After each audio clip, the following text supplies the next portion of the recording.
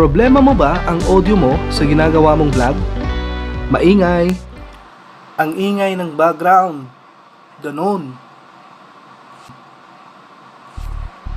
Halatang cellphone lang galing ang audio mo? Gusto mo ba magkaroon ng isang quality audio o voiceover sa lahat ng video mo?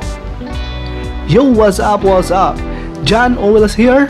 Kung bago ka pa lang sa channel na ito, please don't forget to click the subscribe button below and the notification bell para ma-notify ka sa mga susunod na video na i-upload ko sa channel na ito. Disclaimer lang po, hindi po ako expert sa YouTube.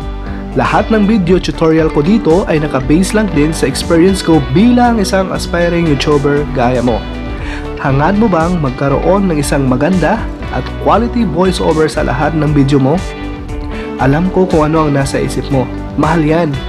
Wala akong perang pambili para sa isang gadget na gagamitin ko sa video ko.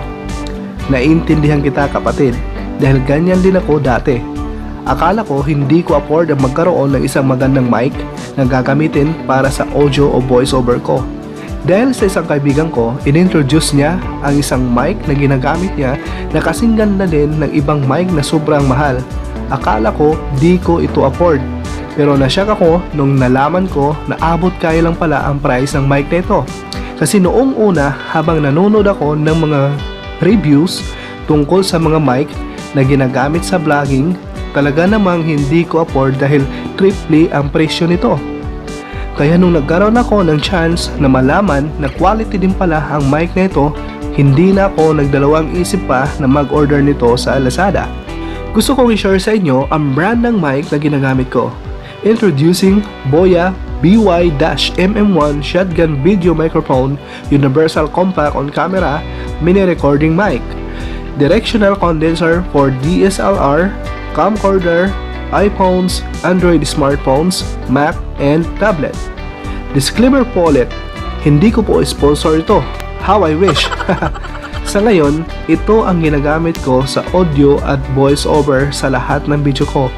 Narito ang comparison ng isang video na walang Boya shotgun mic. Hello guys, ito yung sample ng walang Boya BY-MM1 shotgun video microphone.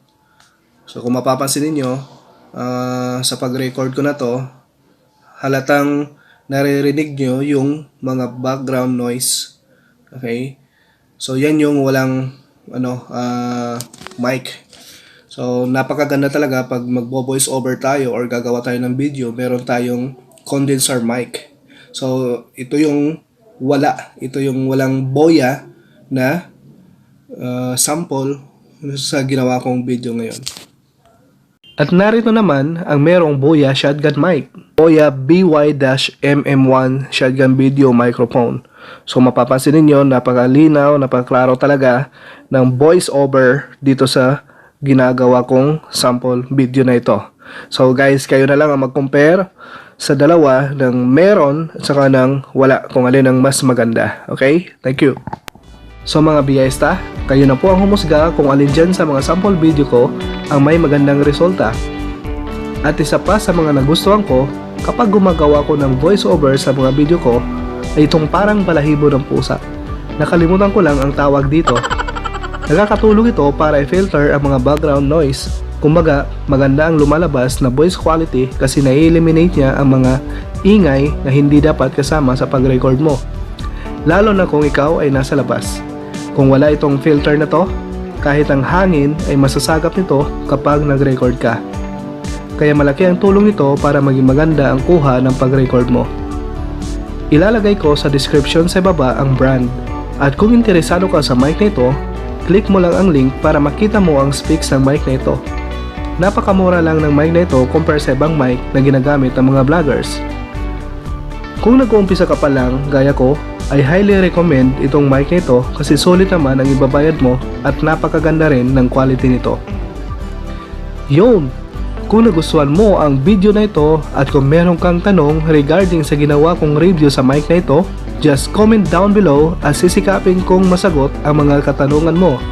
Again, kung bago ka pa lang sa channel nito, don't forget to click the subscribe button below and the notification bell para ma-notify ka sa mga bagong videos na i-upload ko sa channel nito. Thank you and God bless.